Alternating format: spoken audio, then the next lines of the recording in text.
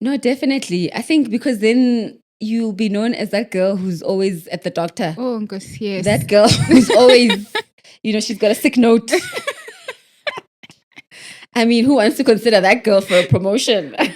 True. Because can they carry more? Like already they're struggling with what they're carrying. So, and there's no shame in being ill. Are you even ill because you're in this environment? Probably. Yeah, maybe. true, Let's explore that. And are you ill because you're going through whatever, whether it's family related, whatever. I mean, you're not just about your work, right? Yeah. There's a life outside of work, and that could be stressing you. Hello, Alpha Female family, and welcome to yet another episode of the Alpha Female podcast, where we have heterodox conversations about people of color, particularly women of color, and through voices of women of color. Today, we're talking about a very special but very important topic, which is prioritizing your health and your well-being. And I'm not alone. I am with Kholofelo Tsoalane, who's going to help us unpack this topic. Hello, Sisi, welcome. Hello. Thank you so much for having me. So if you're wondering why Kolo is here with us, she is amazing, okay? She's done things that I can't even pronounce, but she started off her career as a biokineticist at the South African Sports Institute, and she went on and had a very wholesome 18-year career, basically dealing with cardiac and orthopedic patients, designing programs for them. She's also quite passionate about public health. Is that right?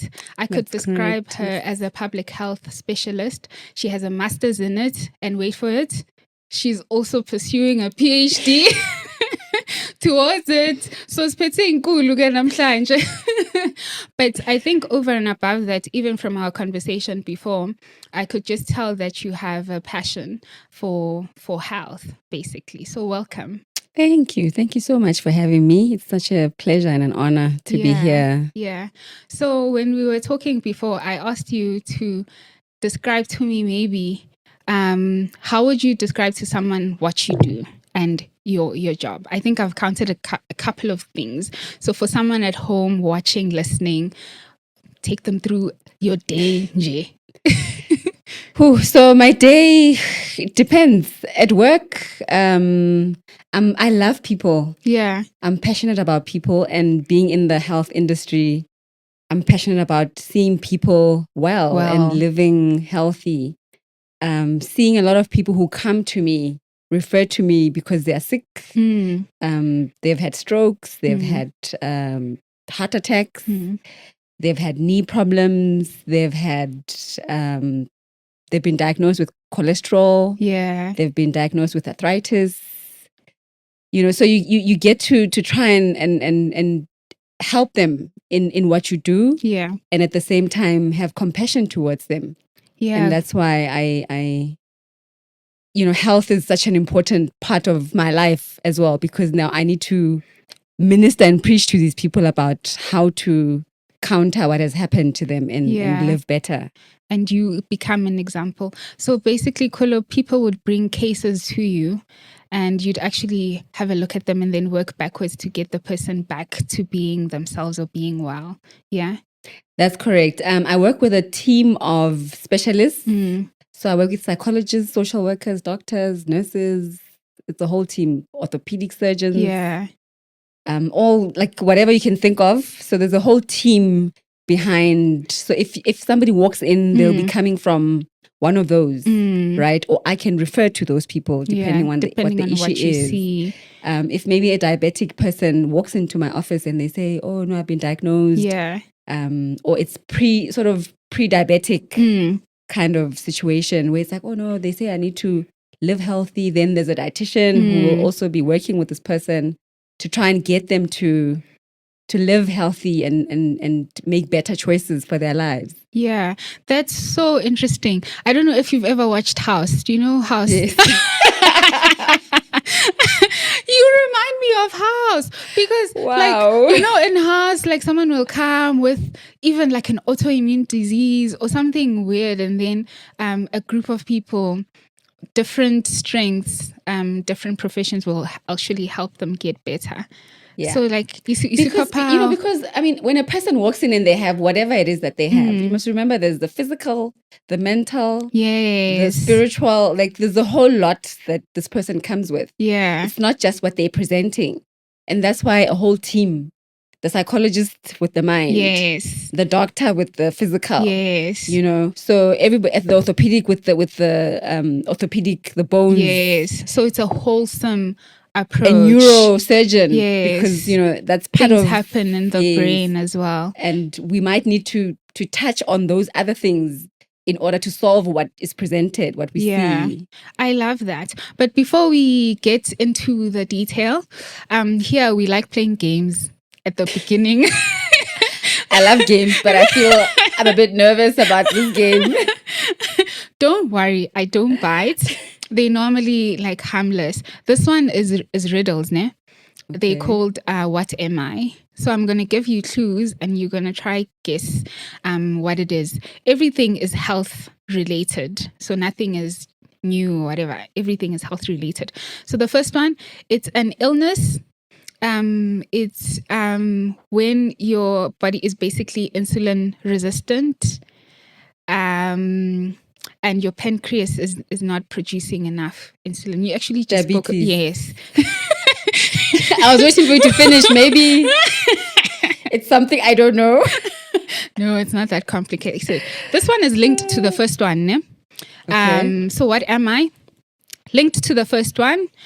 Originally, meds which were meant for diabetes, regulating your pancreas and the insulin, but now are used for weight loss. Everywhere you go, everyone is talking about this thing. Maybe even me, I've thought about it. What is it? It's like even doctors have come out, and said, no, guys, this is meant for diabetic people. You're not supposed to be using it widely for Maybe this is the things I deter my patients from using. That's why I don't know it. Because then they'll come up with all the... I'm like, where did you even read about that? Like, why are you even... So this one is Ozempic. Oh my goodness. You see? Like, no, haven't you seen? And they should Google it. Look. I'm like, stop. Because a lot of people have actually been... using it for weight loss, and it's become super accessible. In fact, research has shown in US they've run out of stock for people that are actually diabetic because a lot of people are now using it oh, wow. For other things. So interesting. This is the second last. I won't torture you much longer. This one has to do with our psychological emotion. It's a type of health that has to do with our psychological, emotional, well-being, our brain. Mental health? Yes. And lastly, everything stops if this thing is not taken care of. So it doesn't matter whether you were a CEO, you're a corporate baddie, corporate hun, you are a marathon runner, everything stops. Stops in what way? As in... I'm thinking your heart stops and you die. Well, yes, but life. Basically, you've said it, but on a bigger context, like your health. Yeah, that's what your it health is. Yeah. Okay. So, it's a meme that I read, Uguti, and everything is important until your health is at risk. Then you realize that the only thing that was important was actually your health. Then everything follows. Because how do you work? How do you do anything if you're not healthy? That's the thing. You can't. You literally like... Yeah. I actually had a patient now who this week who was telling me, oh no, they want to send me here. They want me to travel and do this and do that. And I'm not well and I need to take care. And I'm like, but you're going to do these things and there'll be money attached to it. Yes. And then you're going to come back and then what? Yeah. You're still going to be not You'll be even worse than what you were before. True. True. So why don't we sit and take care of this thing and let it, True. so that you are fine, that you are well. And no, but if I don't, then I can't. Yeah, true. It's a lot. Actually, why do you think that is? Why do you think most of us see health as the last thing to take care of? Some of us don't even consider it as a thing, especially when you're healthy, versus like what I said, Uguti, actually, if this one thing is not taken care of, everything stops. I don't know. Maybe because money comes first. Hey, also true. Because then I need money. I'm in debt. I need money. I need to pay for school fees. True. So our systems and how. But personally, not as a professional, personally, I feel like it's a value thing for me. Okay. Because I live my life according to my values. And whatever is more important to me, that's where I put my money in, I put my time in. And so if my values are that I must work hard, I must make money, then that's what I'll do.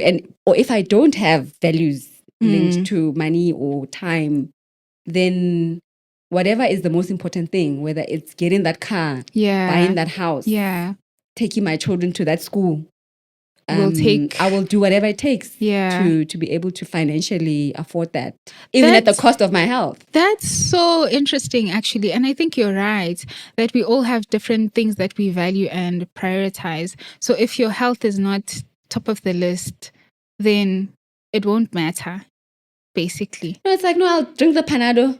I'll be okay. I must go and make the money. Yeah, so interesting, especially in the world that we live in where it is, about the material things and what you have to show more than what you don't. Do you think some of it is because you can't, no one clothes, I'm healthy today. Like, it's not a thing. No. It is a thing to have a Louis Vuitton bag, but no one really clothes about healthy. I don't have aches on my body. I don't have a headache. I'm well. And I mean, if you're not well, how are you going to carry that Louis Vuitton bag, go to the mall so that we can see the bag? You know what I mean? Because then you're going to end up in hospital. True. Sick and unable to work and then get retrenched or laid off work because we need somebody who can come and produce. So even the thing that you thought you were trying to preserve at the end of the day, actually, it doesn't work out. No, it doesn't. Because it's not. Is it ever enough though? Like, I think true. Our employers are like, no, do the job. Come and do it, even if it takes you 50 hours. Do it. Yeah. So how do you then, in that context, or how did you for yourself start making like health almost a value for you? And I know you work with patients all the time, so it's easy to be like, I don't want to end up like this. That's true. And also I think for me, the one important thing is that I need to live what I speak. Oh, yes. And so that when I say it, you don't look at me and be like, roll your eyes and, question, like, why are you even saying that? Look at you. Yeah. Yeah. So then I had to change. And also, I mean, having studied, and so you understand what happens in terms of, if you're not eating right, if you're not sleeping well, what will happen to your body? Yeah. And now you have patients who come to you so that you can help them to sleep better, eat better foods, and take better care of themselves. So then I was like to myself, you know what? It means I have to live that life. You have to start. Yes. So that when I speak to them, you know how people are. When you speak to them, you speak about something that you know. Yes. It's like, but if I say run 5 kilometers, I've ran 5 kilometers. So I know what it takes. Yes, you even ran. To get through it. Crazy kilometers. 42 kilometers. Crazy is a strong word. That's a lot of hours on the road. But yeah, I think I get what you mean. So how would you then, for you, how do you define being healthy? I think for me, being healthy is my mind, my body, my soul, like my ear, everything, every organ in my body needs to be doing what it's supposed to be doing. The heart needs to be pumping that right amount of blood that goes through my body uninterrupted. No illnesses. That is health. And I, people will come and say, no, but that's impossible to achieve. And I don't think it's impossible. I think it is possible. You just need to prioritize the right things. We all have 24 hours in the day. What are you doing with your 24 hours? Am I just working? And am I just laying there and hoping for the best? Most of my patients will say, no, but we're all going to die. Even if I'm smoking, even if I'm drinking, and I'm like, yes, we are all going to die. True. But how are you going to die? How will you die? And how soon are you going to die? Exactly. Because it's not even a how soon for them. It's like, but we will eventually at some point. I'm like, but I don't want to, I'd rather fall over and die in my kitchen at home. I don't want to die because I had a heart attack, or maybe I'll get run by a bus, whatever. Like something you can't control. Exactly. But if I could have made different choices that would have helped me to live, and not even live healthily, but be strong and healthy and well, like generally just well, and not just sort of making it. Yeah. Mind, body, and soul, and all your organs. I love that. So has it evolved for you over time? Especially, so you're married, you have children, you're wifing hard, you have 3 beautiful babies. Has it evolved and changed for you over time, with those changes also coming into play, or it's still the same? I think it's still the same. It just looks different because now I'm trying to teach my children about being healthy. Which means even on those days when I don't feel like eating the right things, I can't tell them, no, eat your carrots, eat your broccoli. And there I am stashing my sweets and chocolates, and when they go to bed, there I am. Exactly. I think I was convicted the one day. I thought, kids, they love sweets, they love, and I think because we don't indulge them, when they see it, they just go like, full in. And I always say, I'm like, guys, please forgive them. They don't see this at home. So the one day I was, my daughter was like, oh, mommy, please pack me a snack with chocolates and whatever. I was like, no. And then I packed her, I think, a carrot or something. And then I was packing my own lunch, and there I am packing stuff. And I'm like, and then I put, I can't remember. I think I put a scone and and a packet of chips. And I'm like, what am I doing? I need to lead by example. Yes, she can't see me. Yes. But it's also the integrity and discipline. And saying, so that when I say it to her, I say it with conviction. Yes. Because you also I'm doing what I'm saying to her. Yeah. I think that's so important, because you're actually informing also their relationship with health at a young age.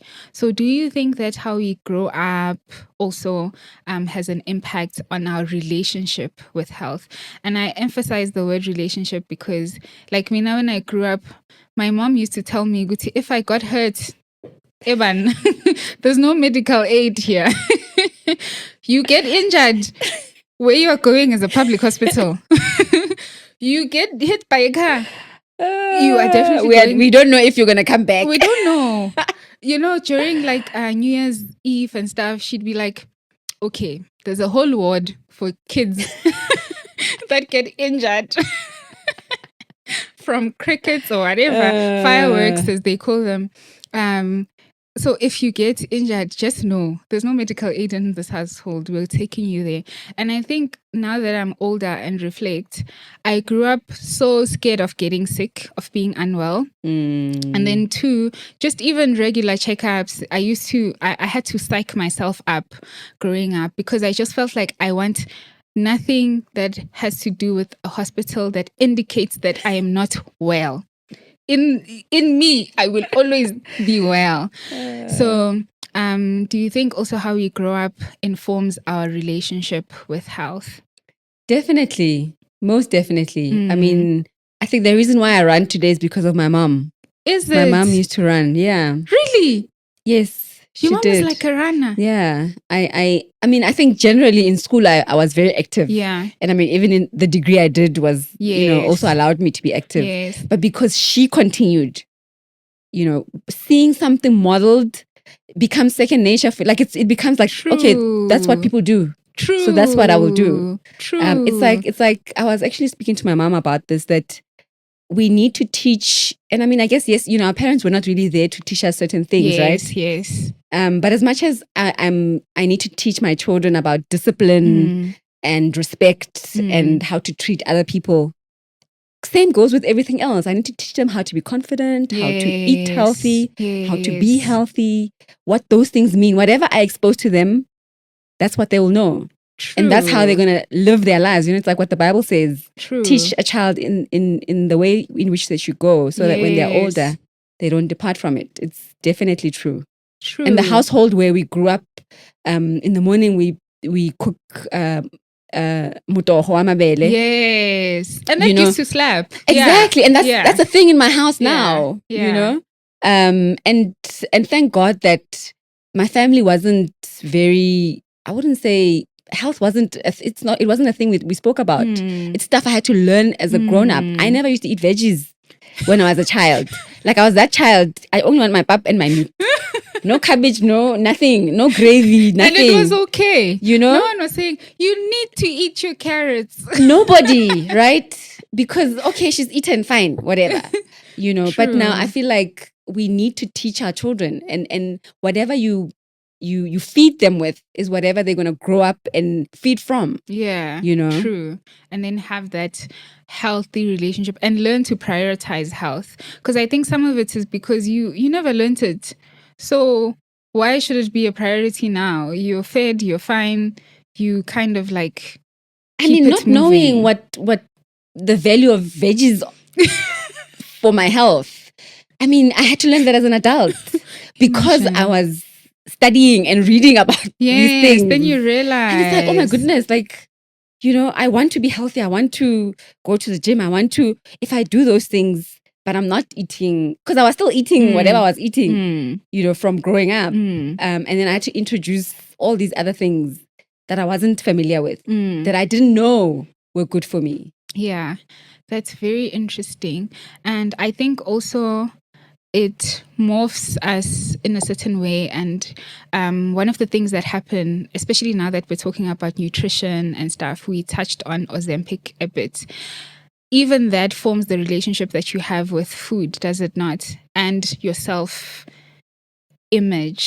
So if, for instance, you grew up big, there would have been maybe some, relationships that are unhealthy formed with food. So have you seen those cases as well, where it starts off as something like food moves into a region of actually this person has either an illness or a mental condition because of that?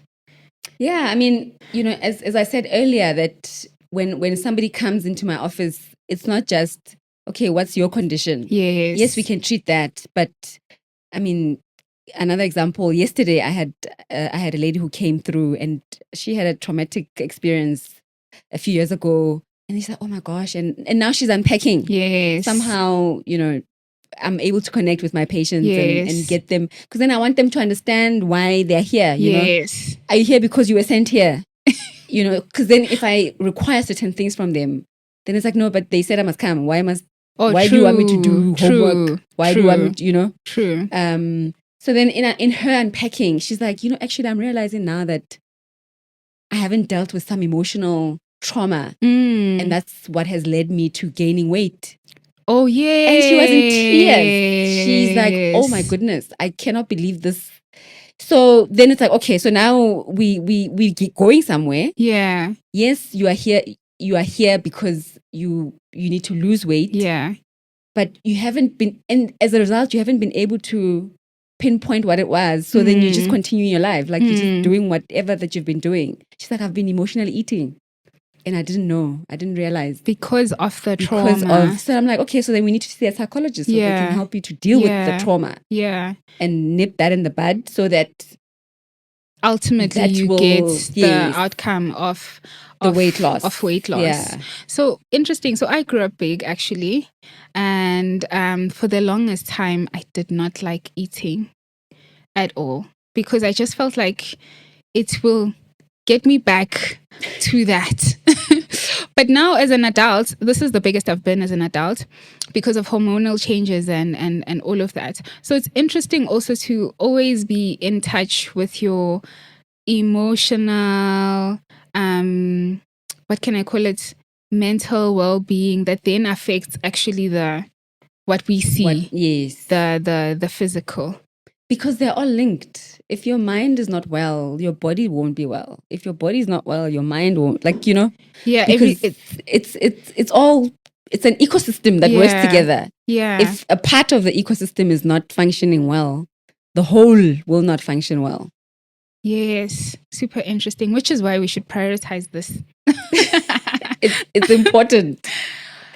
We've had lately, and I don't know how you follow the news and stuff, but there was an incident with a big bank in South Africa where someone committed suicide, right? Jumped off the 6th floor.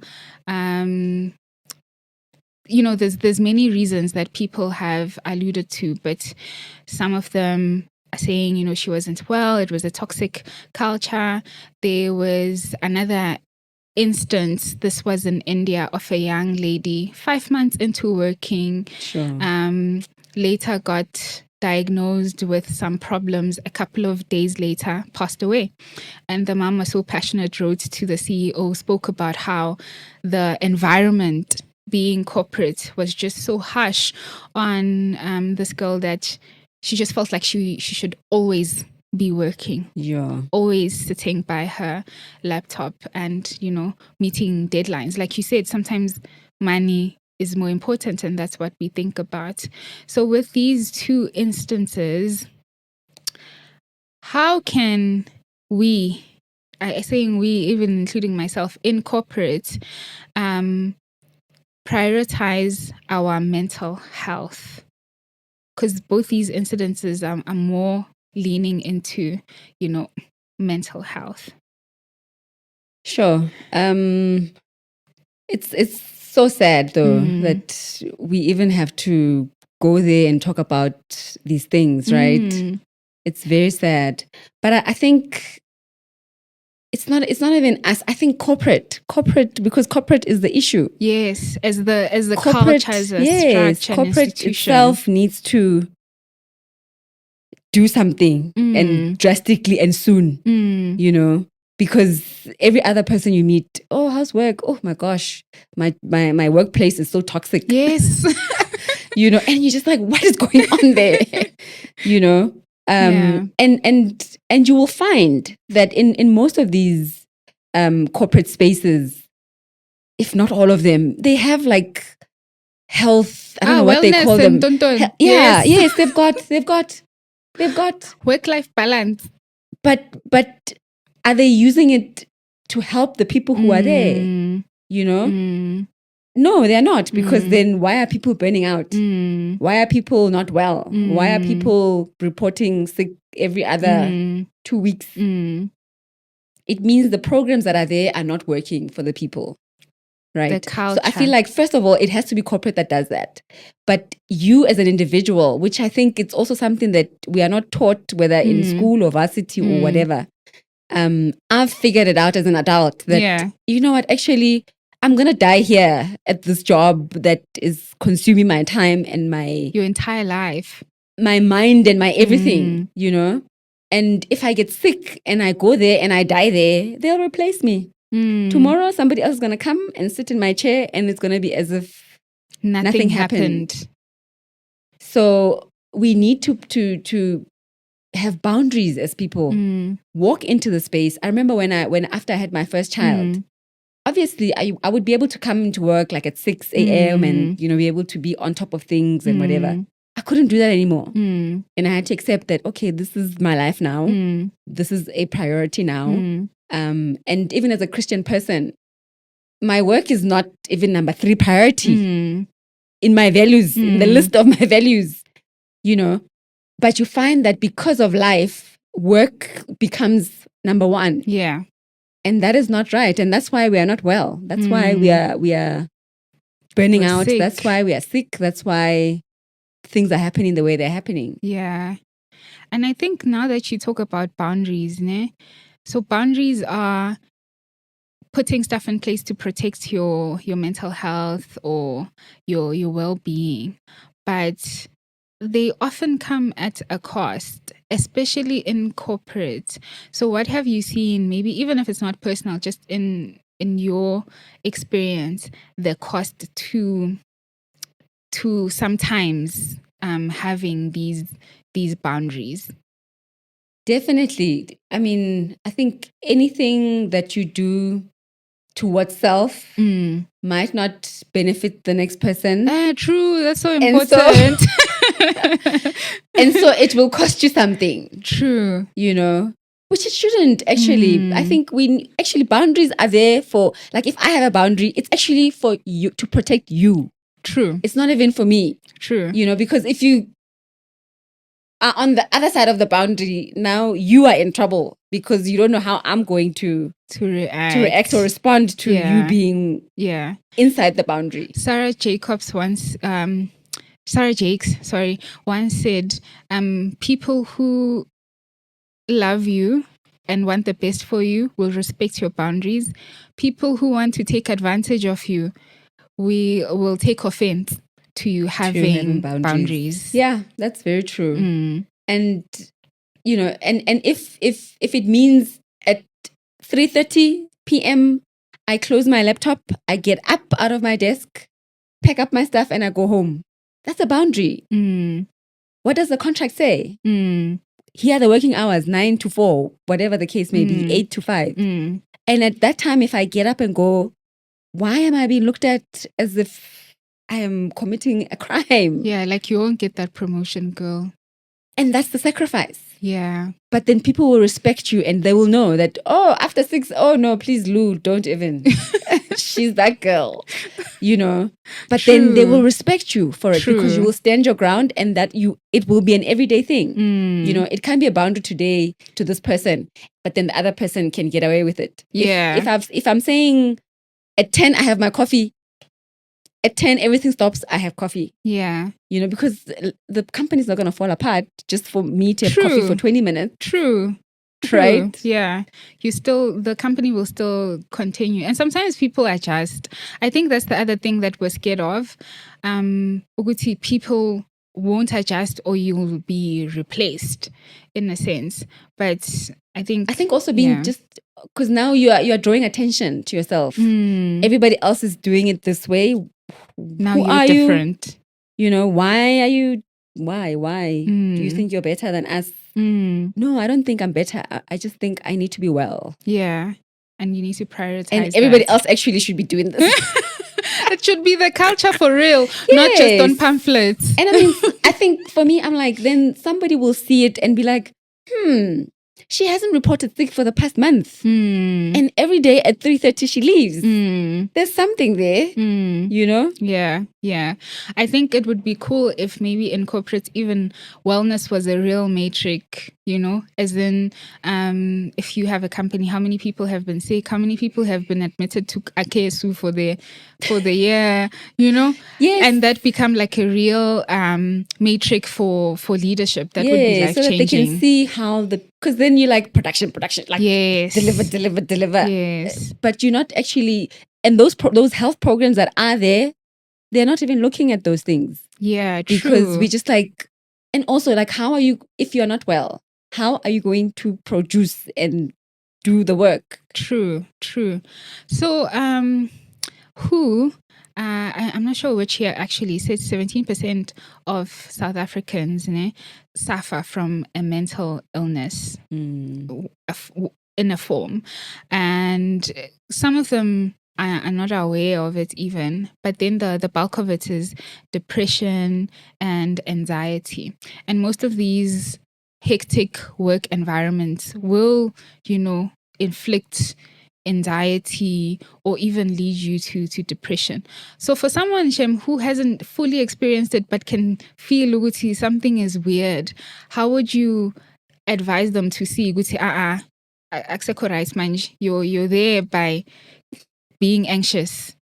Yeah, I think depending on what it is that is happening that's causing you to feel this way, whether it's your manager who calls you at odd hours of the day, and whenever the phone rings, the anxiety is like, oh my gosh. Or when you see a message your from the heart rate person, is just like, it's like, I think addressing the issue, we need to speak to the person and be like, can you please not call me at those hours?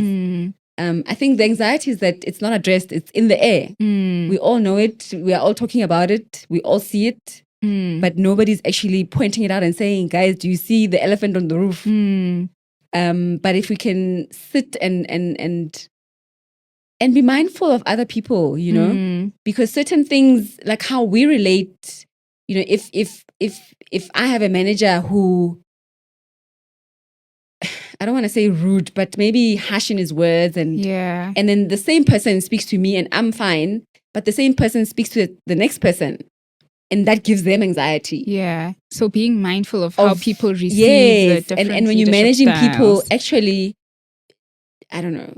For me as a person, I'm like, can you try and have a relationship with me so that you can know how I receive things, and if some people can't be micromanaged. Some people want to be micromanaged. They work better. So that you're not giving people anxieties. Like, how are you sleeping at night knowing like my heart is going to stop?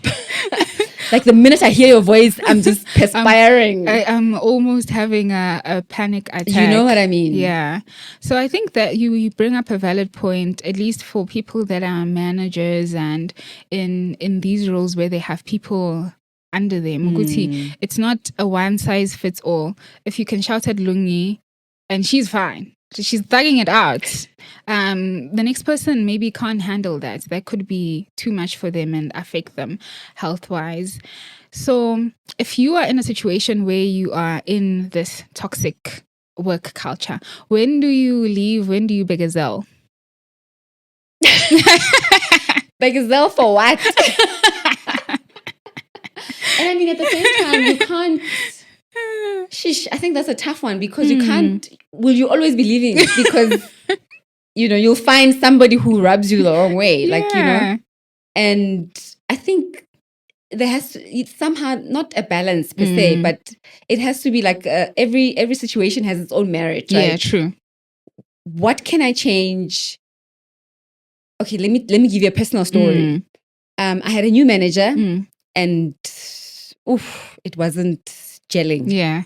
The management style, and I was just like, and I could feel the friction, and I think we could both feel it. Yes. But nobody was saying anything. Yes. And I didn't want to address it at the time. I was just like, what? Hopefully it just fizzles. Yeah. And we forget about it. Until I made a decision. Okay, what can I change? In response, in reacting, in approaching, in how I speak when I interact with this person, that might help me. Yes. And I think, and it took me, I remember my husband saying to me, you're going to cry and cry and cry, nothing's going to change unless you go and speak with this person. Yeah. And I'm like, I'm not going to go speak to this person. Because it's going to be one of those where they look at you and it's like, what do you mean? Like, what do you mean? Why are you weak? Super weak. Where? This is work here. You're here to work, not play. Super weak. And I think once I decided to own it and watch my responses and watch my reactions and interactions with him, that really helped me. And it we've never spoken about it, but it's just me being aware of, okay, this is how I should approach. Yeah, and how to navigate that situation. Yes. And I'm fine. I don't know on the other side what's happening. And I'm just like, okay, as long as I'm fine. Yeah. So that's an instance in terms of like an example of what you can do. Yeah. Because you're still gaining from that environment. Exactly. So it's probably like maybe that one person, but it's not the rest of the environment just taking over. And I mean, this is the person that you interact with a lot, and you need a lot of information from them. They need a lot of whatever from you. So there has to be, somehow we have to relate, right? And it has to be healthy as possible. And whatever I'm in charge of, whatever I'm in control of, then use your power. Yeah. Use your power to take control and take charge for your own sake. When you are no longer in control, when you can see, okay, I've tried to change this, but it's not working out. So you have to call it quits. I think process. You know, first things first, if you are able to go. But also, where are you going? Is it better there where you're going? Because now where you're going also you are leaving matters. something and you are going to, you are coming out of the pot into the fire. Because sometimes it happens. Right? It happens. So for me, I'm like, leaving, unless where it's just like, it cannot be helped. Like, this is dangerous for my life now. Like, my life is in danger. My health is in danger. Like, I'm going to die. So I have to go, come what may. Then leave. Because if you leave, you're literally coming out of one pen into another. Yeah. And whatever toxicity was here might not be there, but you're going to find other things. Yeah. So it's important to also be, I guess, what we're talking about now is mentally resilient. Yes. To a reasonable point. Yes. People listen to this podcast and feel like they must go die. Oh no, please. Please. To a reasonable point. But then also having the... being able to be like, okay, now this is now becoming not healthy for me long term. Yeah. And I mean, there's processes, right? Yeah. We can, first speak to the manager if you are able to. If you can't, bring someone. Yes. Bring HR in, and then HR will help you through the processes to say, okay, this is, maybe they can move you from that team to another different team that might help, maybe company. A different building, maybe, there's things that you can do without being like, okay, I'm leaving. Like every time something happens, okay, I'm because that mental, until when, right? Yeah. Mental resilience is also important. It's important, but not to your death. No. Yes, absolutely. So now, I think the other thing, now that we're talking about mental resilience and stuff, why do we feel like illness, especially in the workplace, makes us weak? Go on. Like sometimes you get ill and then you come back, you feel like you must now perform even more than before because, it has that thing. So have you also seen it with your clients where they carry shame with being ill? No, definitely. I think because then you'll be known as that girl who's always at the doctor. Oh, gosh, yes. That girl who's always, she's got a sick note. I mean, who wants to consider that girl for a promotion? True. Because can they carry more? Like already they're struggling with what they're carrying. So, and there's no shame in being ill. Are you even ill because you're in this environment? Probably. Yeah, maybe. True, Let's explore that, And are you ill because you're going through whatever, whether it's family related, whatever. I mean, you're not just about your work, right? Yeah. There's a life outside of work and that could be stressing you out and it's affecting where you are right now, right? And so if you wake up and you feel unwell, I mean, that's why the government has the 2-day no sick note policy. You are able to call in sick and say, I'm sick and I don't have to produce a note. I didn't know about this. This is a life hack. Please go to HR and find out. Can I please have the sick note or sick leave policy? Yeah. Sick leave. It'll tell you when you're sick for, 2 days, no sick note. Sick for longer than 2 days, sick note from the doctor.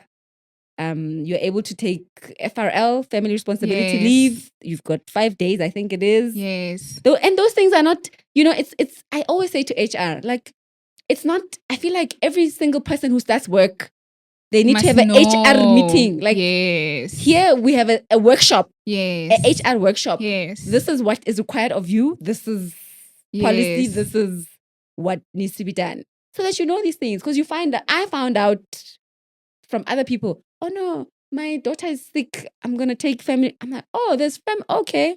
Somebody died. I need to take, how does that, oh no, you get 5 days in the year and to take care of such. But we need to know so that we can better take care of ourselves. Yeah. I even think using leave. So I recently used leave because I got really ill and I needed really hectic time off. It was my first time since starting working using leave back to back, as in having... Imagine. not like stints. At your old age. Not like stints as in like Friday, Monday. Making it a long weekend. Yes. As in, and not forced also. Just in okay, I realized that I'm not well and so I need time out. It was amazing because I realized that first week, actually work was still in my head and I was processing a lot, whatever. And I was going through guilt also of being on this leave. Then only the second week, exactly, what's happening without me? Only in the second week, I started feeling like, this is nice. This is nice. I can go to gym at 11. What do you mean? So I think it's such a critical part of taking care of ourselves that we don't that's given to you, but you feel like there should be an event before you take that kind of leave. So it's important also to use it, I think. No, definitely. And I mean, there's also where they say you must take 10 consecutive days of leave. Yeah. You said I didn't even know about this. That's what I'm saying. Like, we need to have a work session on HR issues related to leave. Where we're educated about these things that are very important to our lives. Yeah. Because they just, you've got 22 days. And that's it. Or you've got 15 days. And that's it. That's all they tell you. Yeah. And then anything else you'll find out like later or when you need to. When you need it. Yeah. Which like is for maternity leave, other people find out only when they need to take maternity leave. That pregnant, here's and the process. Oh, you actually get 2 months. 2 months? What do you mean? But the policy is there. Very interesting. What is your self-care / pouring into yourself kind of routine or non-negotiables? My runs. Your runs. For mental, physical, nje. I think for me, when I run, I experience God. Oh, that's interesting. And so I prioritize running. And my husband would tell me, like, when was the last time you ran? Why are you feeling tired and cranky and all of that? So if I don't run, so I'll, even when I'm feeling anxious, it's okay, let me just go run. I'll go run, come back, and I feel lighter. The endorphins have kicked in. Yes, the right hormones. Right? Are and balancing I can speak to God. Like if I need to make a decision, it's like, okay, let me just go run. Let's hear what God says. Let's just, stop thinking. Because then I stop thinking about other things. I'm just there. I feel like I'm in the air by myself. Yeah. And I can think. So that's one key thing, definitely. Yeah. And now that you've spoken about running, how important is exercise? I mean, sometimes, hey, it's tough. And now people have the option of going to Turkey. Take me with. to get their dream bodies. But obviously exercise is much more than what we see and outside. So how important is exercise also when it comes to just well-being? No, it's very important. It's actually because it helps to balance whatever's going on in the body, right?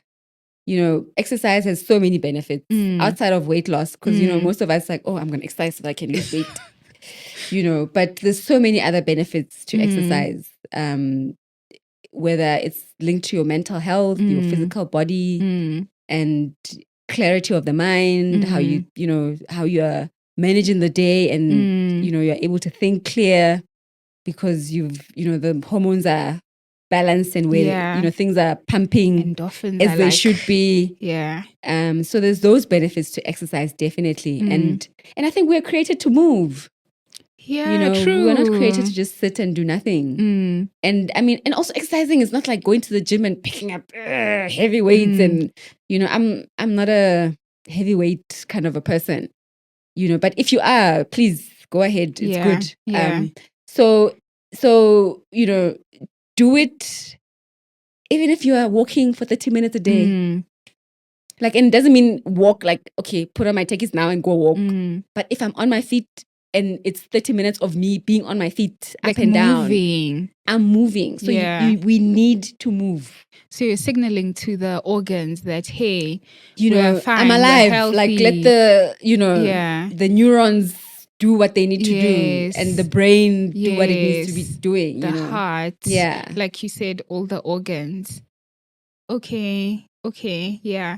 I think also with exercise, that also comes with certain conditioning as well. Because we think it's for the physical and stuff like that. Then people, if they don't see results, also they give up.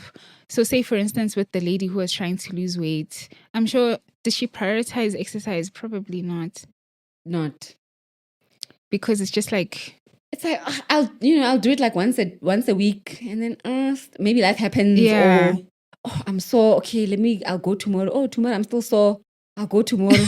Tomorrow I'm tomorrow still sore. Is the tomorrow. Tomorrow is 3 weeks later. And then just like, it's been 3 weeks. Okay, I'll go at the end of the month. Yeah. So how important are habits then in, trying to be like a healthy person? Very important. I think anything that's good for us is hard. Oh, that's true. It's very hard. Why, Vel? Like, why, God? Because now, I could sit and eat my chocolate and ice cream. True. And live my life. And feel good. And be, you know what I mean? You still feel good. That's nice. But those things that are actually good for us, whether it's, being in the word daily, whether it's eating the right food daily, exercising daily, it takes discipline. It takes discipline and self-sacrifice to do those things. Yeah. And that's why we fall on the wagon. Now we're off the wagon and off again and on again the whole time. Yeah, I've tried the 75-day challenge now 3 times. Okay, but I'm not giving up. No, you'll get there. But I'm giving it as many chances keep going, as and then when you accumulate the days, I'm sure at some point when you combine it, it's going to be 75. Because of the retries. Exactly. Because that thing is so strict, right? If you miss a day, you have to start over. Oh, wow. Even if I'm at 55. Wow. You have to start over. Wow. So it takes an immense form of discipline, because it doesn't matter what's happening in your life. So you can't be like, that day I was spiraling out of control. No, Sissy, you missed the day. So tomorrow is day 1 again. But I think it also reconditions the brain in a sense, because now you are committed to this thing, and overall it is healthy, but it's hard. 3rd try, going on 4. And I say if it's a value for you, you will put in the work that is needed. True. If it's not a value, that's why it's like, neither here, well, I'll do it if I do it, when I do it. Yeah. But if it's really important, it will get done. Lastly, I noticed the older I got, the more, I don't want to say the more my health deteriorated, but the aging process happened. Yes. But obviously, if you were able to do 2 all-nighters back to back, you're no longer able to, as you get older. So what happens to us health-wise when we age, and why should we, actually take care of ourselves even sooner? Because someone once said, I think it was a thing that I saw on Instagram, this lady who looked absolutely amazing in her 50s. And she was like, she started building that body and the habits and the mindsets in her 20s. So it's just like the outcome of many years. And that's why she wasn't sick or anything. And now she's just maintaining her lifestyle. Basically. So what happens when we age, and then... I why think is it important for us to start early? It is important for us to, and the sooner you start, the better. Because yes, it's an ongoing thing, and sometimes you'll get sick and you're not really falling off. It's just part of life, right? It's like part of the process. And I think for me, that's why I won't try those 75-day challenges, because I'm just like, today I just want to live my life. Like, I have been disciplined for like 3 months now, however long. Today is just that day where, and I also feel like that sometimes where I wake up, I'm like, I've worked hard, like I deserve that chocolate, But if you start the discipline early, when the body starts aging, And that's why they'll say people are aging backwards. Yes.